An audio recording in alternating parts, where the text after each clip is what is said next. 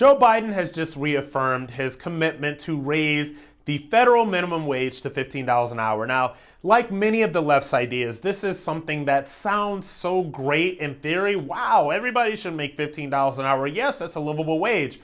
But when you actually break it down, it's not a great idea. First of all, and this is the biggest fallacy. So there's this idea that minimum wage jobs right now, whether it's at McDonald's or Burger King or Wendy's or at the local Target or the grocery store or whatever. So there's this idea that these jobs were ever intended to be people's full-time jobs. They were not intended like that. This is only something that has happened, I would say, in the past 20 years or so, primarily due to the impact that illegal immigration has had on our society. So there's this idea that these jobs exist for people to make careers out of them, for people to work 40 hours a week. And then there's another idea that if we federally mandate a $15 minimum wage, that all of a sudden these people that are working at Wendy's, McDonald's, Burger King, whatever, are just going to be gifted 40 hours a week, and that they are all of a sudden going to be making around $32,000 a year, because that is what a $15 minimum wage at a 40-hour work week is. Now, the reality of that situation is probably not so bright, not so cheery. Think about the last time you went to a CVS.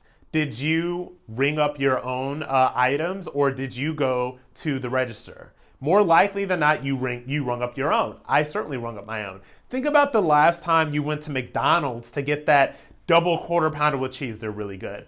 But think about the fact that you saw all of these machines and all of these kiosks there, correct? Because those machines have replaced workers. Because the thing about a $15 minimum wage is that big corporations like CVS, like Target, like McDonald's, like Wendy's, like Burger King, they can afford to say, okay, yeah, we'll go ahead and have a $15 minimum wage. And you know what is going to happen? The people that work there are going to get less hours, and a lot of people are going to be replaced by automation, because that is what happens. Do you know who is hurt by a $15 minimum wage? Small business owners, because now they are mandated to pay their workers a certain amount per hour. You know what that happens to hours?